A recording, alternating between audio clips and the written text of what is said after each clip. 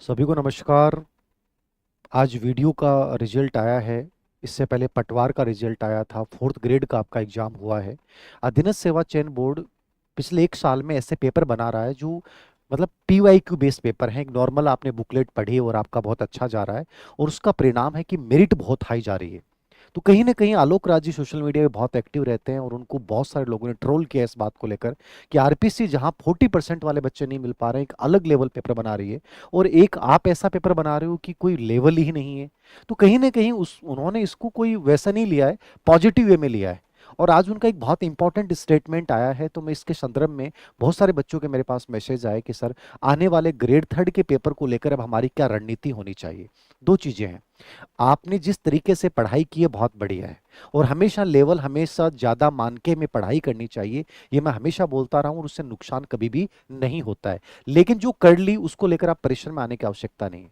आलोक राज जी ने बहुत क्लियर शब्दों में कहा है, जो मैं संक्षिप्त में आपको बता दूं।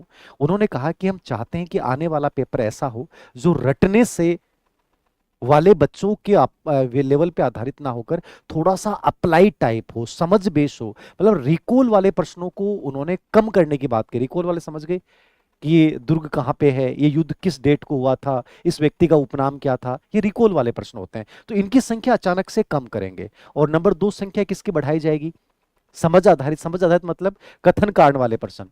तो कथन कांड वाले प्रश्न समझ रहे हो आप, जो आपको पूरा चीज, पूरा स्टेटमेंट यदि समझ में आ रहा है और उसका कारण क्या सही है क्या, वो थोड़ा सा आपको अभ्यास करना पड़ेगा। तो ऐसे प्रश्न हम तो टेस्ट सीरीज में रेगुलर थर्ड ग्रेड की जो भी टेस्ट सीरीज हैं, जो भी करवाते हैं, उनमें कंप्लीटली डालते ही हैं। इजी पेपर बनाते ही नहीं, उसका उद्देश्य है कि आपको इन प्रश्नों की समझ बने। इसके अलावा ऐसे प्रश्न अप्लाई टाइप, जो मतलब भविष्य में अनुप्रयोग संबंधी प्रश्न हो। जैसे साइकोलॉजी में ऐसे प्रश्न आते हैं, एक बच्चा ऐसा करता है आप क्या करोगे। तो अनुप्रयोग संबंधी प्रश्न आजकल जीके में भी बनाए जाने लगे हैं।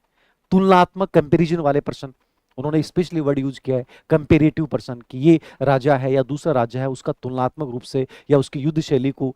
तो करंट जीके में को लेकर भी, साइकोलॉजी टीचिंग मेथड और सब्जेक्ट को लेकर भी उन्होंने क्लियर ये बात बोली है। तो इनको थोड़ा सा अप्लाई कर लेना, कि हम पढ़ते समय कंपैरिजन वाले प्रश्न ज्यादा पढ़ें, कथन करने कारण वाले प्रश्नों का थोड़ा सा अभ्यास कर लें, अनुप्रयोग अप्लाइड वाले प्रश्नों का अभ्यास कर लें। अंडरस्टैंडिंग जो होती है, जहां मतलब आपको अपनी समझ का प्रयोग करना होता है, जैसे ईएमआरएस और सेंटर की जितनी भर्तियां हैं, वहां भी जो भी प्रश्न आए ईएमआरएस में, टीचिंग एप्टीट्यूड के, एनईपी 2020 के, वो कंप्लीटली अंडरस्टैंडिंग वाले हैं।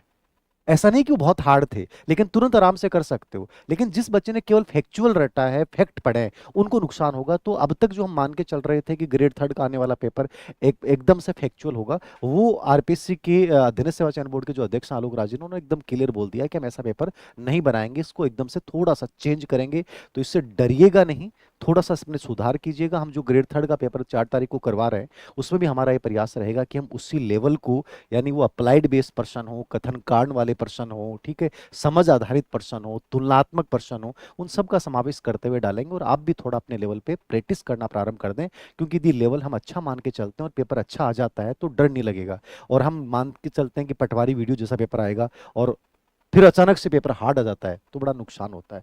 तो मॉडरेट पेपर आएगा, बहुत हार्ड भी नहीं बनाएंगे। लेकिन कुछ चीजें उन्होंने थोड़ा सा परिवर्तन की बात कही है, तो इनको पॉजिटिव वे में लेना है, इनसे डरने की, घबराने की कहीं आवश्यकता नहीं है। धन्यवाद।